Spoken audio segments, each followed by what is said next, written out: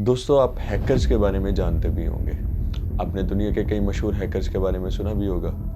क्या आप किसी ऐसे हैकर के बारे में जानते हैं जिसने आज तक अपनी पूरी ज़िंदगी में किसी चीज़ का बिल पे नहीं किया? यहाँ तक कि ना तो बस का किराया और ना ही अपने मोबाइल फ़ोन का बिल। ये हैकर सिर्फ कंप्यूटर सिस्टम ही नहीं बल्कि पब्लिक ट्रांसपोर्ट सिस्टम और उसके बाद मोबाइल फ़ोन जैसी चीज़ें हैक कर लेता था।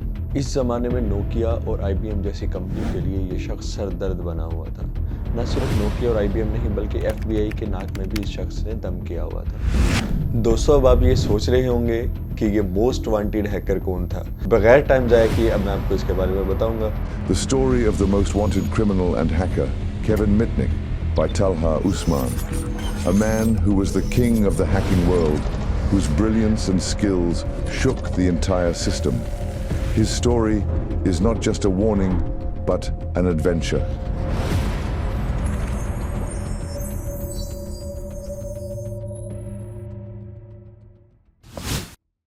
ये मोस्ट वांटेड हैकर अमेरिका के एक शहर लॉस एंजल्स में 9 अगस्त 1963 में पैदा हुआ। इस हैकर का बचपन से ही दिमाग बहुत तेज था। इसका नाम केविन मिटनिक था। इसका दिमाग बचपन से ही तेज था और इसके सोचने का तरीका भी बहुत डिफरेंट था। ये किसी भी चीज़ के अंदर उसकी खामियां ढूंढता था और उसी तरह से खामियां ढूंढकर ही उनका अच्छी तरह से फ़ायदा उठाता था और इसकी शुरुआत उसने बचपन से ही शुरू कर दी। दोस्तों, 1975 के अंदर लॉस एंजल्स में बसों का सिस्टम जो था वो पंच कार्ड सिस्टम यूज़ होता था। इसका मतलब ये था जब भी कोई शख्स बस में सफ़र करता तो जो कंडक्टर होता था वो एक मशीन से टिकट के अंदर एक छोटा सा होल कर देता था ताकि कोई भी शख्स बगैर टिकट के बस में सफ़र ना कर सके। अब चूंकि मिट्टी का दिमाग बहुत तेज़ था इसलिए उसने इस सिस्टम में एक कमी ढूंढ ली थी। वो कमी क्या थी?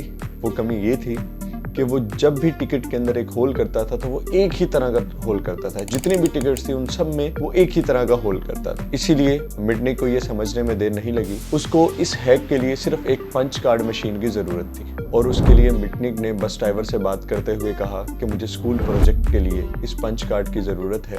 और ये सोचते हुए उसने मिटनिक को पंच कार्ड खरीदने की जगह बता दी। दोस्तों, जहाँ पे मिटनिक के जितने भी दोस्त थे वो पैसे भर के टिकट खरीद के बस का सफ़र करते थे, मिटनिक वहाँ पे आराम से बगैर पैसों के सफ़र एंजॉय करता था। मिटनिक के इस तरीके को सोशल इंजीनियरिंग का नाम दिया गया था।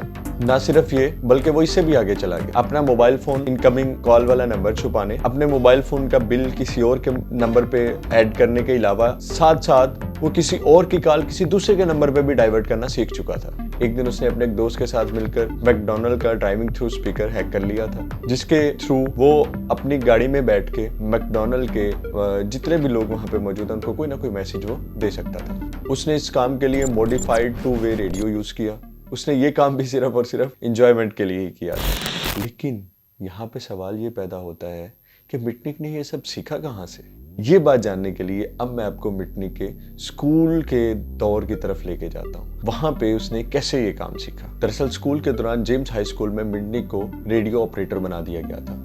चूँकि मिटनिक का दिमाग बहुत तेज था, उसको ये समझने में देर ही नहीं लगी कि वेव लेंथ या रेडियो सिग्नल किस तरह से काम करते हैं। इसी दौरान उसको कंप्यूटर सिस्टम और सॉफ्टवेयर के बारे में सीखने को मिला जो कि उस टाइम में बहुत कम लोग जानते। जिस तरह से वक्त गुजरने के साथ साथ टेक्नोलॉजी एडवांस होती गई, इसी तरह से मिटनिक की हैकिंग स्किल्स भी बढ़ती गई। 1979 में मिटनिक की उम्र सिर्फ 16 साल थी और वो पहली बार किसी कंप्यूटर नेटवर्क में घुसा। दोस्तों, डिजिटल इक्विपमेंट कारपोरेशन के नाम से एक कंप्यूटर कंपनी थी। मिटनिक ने उसके सॉफ्टवेयर में इलीगल तरीके से घुस के उसके सॉफ्टवेयर को भी हैक कर लिया था। उस टाइम तो मिटनिक को इसका अंदाज़ा नहीं था, लेकिन उसकी तरफ से किया गया सबसे बड़ा सक्सेसफुल जो काम था वो यही था जिसकी सज़ा उसको मिलने ही वाली थी। साल 1981 में मिटनिक ने अपने एक दोस्त लुइस के साथ मिलकर पैसिफिक बेल नाम की एक मोबाइल फ़ोन कंपनी का main frame computer Cosmos hack कर लिया था। आज उस कंपनी की ओनरशिप AT&T कंपनी के पास है। क्योंकि मिटनिक के दोस्त लुइस को उसकी तमाम चालाकियों के बारे में पता था और वो साथ में अपने एक और दोस्त को भी बताता जा रहा था जिस बात की कोई खबर नहीं थी, उसको कोई इल्म नहीं था कि उसकी तमाम रोदात किसी और को सुनाई जा रही है। और फिर वही हुआ जिसका डर था। एक दिन लुइस के उस दोस्त ने मिटनिक की तमाम सोशल एक्टिविटीज़ के अबाउट पुलिस को इन्फॉर्म कर दिया। जिसके बाद मिटनिक को गिरफ्तार कर लिया गया और उसे 3 माह जेल की सजा हुई। अब सबने ये सोचा कि मिटनिक सुधर जाएगा, लेकिन जेल में रहकर उसका पागलपन और बढ़ता जा रहा था। जेल से निकलते ही उसका अगला टारगेट नेशनल सिक्योरिटी एजेंसी यानी एनएसए बन गई थी, लेकिन वो उन सब की बातें छुपकर सुनना चाहता था। और इसके साथ साथ साल 1983 में जो उसने हैक किया वो उसके कैरियर का सबसे बड़ा हैक। दरअसल उस वक्त Mitnick university of south California में पढ़ता था।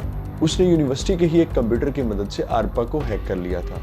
आरपा एडवांस रिसर्च प्रोजेक्ट एजेंसी को बोलते हैं, जो आपकी नेशनल सिक्योरिटी, आपकी आर्मी, आपके इदारे यूज़ करते हैं। उस वक्त ये कॉरपोरेशन सिर्फ और सिर्फ आर्मी के लिए ही यूज़ होती थी। साल 1987 में मिटनिक ने अपने एक दोस्त लेनी डेचिचियो के साथ मिलकर डिजिटल इक्विपमेंट कॉरपोरेशन के इंटरनल कंप्यूटर नेटवर्क को हैक किया था। वैसे ये हैक उसके लिए कुछ ज़्यादा मुश्किल नहीं था, क्योंकि उसका दोस्त लेनी डेचिचियो उसी कंपनी में काम करता था और उसके पास वो सारी इंफॉर्मेशन थी जो मिटनिक को चाहिए थी। मिटनिक, जो कि आप पहले ही जान चुके हैं, वो सिर्फ और सिर्फ मज़े लेने के लिए हैकिंग करता था। लेकिन इस वक्त उसके पास जो टास्क था वो ऑपरेटिंग सिस्टम के सोर्स को चेंज करना था। ऑपरेटिंग सिस्टम बेसिकली आप विंडोज़ को बोलते हैं। उसका मिशन कामयाब तो हो गया, लेकिन एक बार फिर उसको पुलिस ने गिरफ्तार कर लिया था, क्योंकि इस बार उसके एक दोस्त, कौन सा दोस्त, वही दोस्त जिसने उसको अपनी कंपनी के अबाउट इन्फॉर्मेशन दी थी, लेनी डेचिचियो, उसने एफबीआई के साथ मिलकर मिटनिक को धोखा दिया था। इस जुर्म में उसको 2 साल की जेल हुई और 6 महीने उसको काल कोठरी में धकेल दिया गया। लेकिन वो यहाँ पर भी नहीं रुका। जेल से बाहर आने के बाद उसने उस वक्त की बड़ी बड़ी कंपनीज IBM, मोटोरोला और नोकिया जैसे कंपनीज के कंप्यूटर सिस्टम्स को निशाना बनाया। वो उस वक्त का सबसे बड़ा मोस्ट वांटेड हैकर बन चुका था। फिर FBI और उसका चूहे बिल्ली का खेल शुरू हुआ। FBI उसको गिरफ्तार करती थी और वो छूट जाता था। छूट के फिर वो दोबारा से हैकिंग स्टार्ट कर देता था। 1995 में जब वो गिरफ्तार हुआ तो उसको सरकारी कंप्यूटर को नुकसान पहुंचाने, अपनी सीक्रेट इंफॉर्मेशन को लीक करने जैसे इल्जाम लगाए गए, जिसके लिए मिटनिक को 5 साल की सजा सुनाई गई। 21 जनवरी 2000 में उसको जेल से रिहा किया गया। मिटनिक बाहर आने के बाद दोबारा हैकिंग स्टार्ट कर सकता था। उसने अपने टैलेंट को ही इस्तेमाल किया और FBI के साथ मिलकर काम करने लगा। मतलब जो भी हैकिंग थी, जो भी गलत काम था, वो छोड़ चुका था और FBI के साथ मिलकर उनके साथ ही काम करना शुरू कर दिया। क्योंकि मैं आपको पहले बता चुका हूँ, वो कभी भी लालच के लिए हैकिंग नहीं करता था, वो सिर्फ एंजॉयमेंट के लिए करता था कि FBI ने उस पर भरोसा करके उसको अपने साथ शामिल कर लिया। आज Mitnick public speaker, security consultant होने के साथ साथ अपनी कंपनी सिक्योरिटी कंसल्टेंट के नाम से चलाते हैं। यहाँ पे मैं आपको एक और बात बताता चलूँ कि अगर आप हैकिंग करना चाहते हैं तो ये बात अपने माइंड में ज़रूर रखिएगा, हैकिंग कभी भी इंजॉयमेंट के लिए नहीं करनी चाहिए, क्योंकि जो हैकिंग करता है वो कभी ना कभी, कहीं ना कहीं, किसी न किसी जगह पे ज़रूर पकड़ा जाता है। ये थी आज की हमारी वीडियो। उम्मीद है आपको बहुत पसंद आई होगी।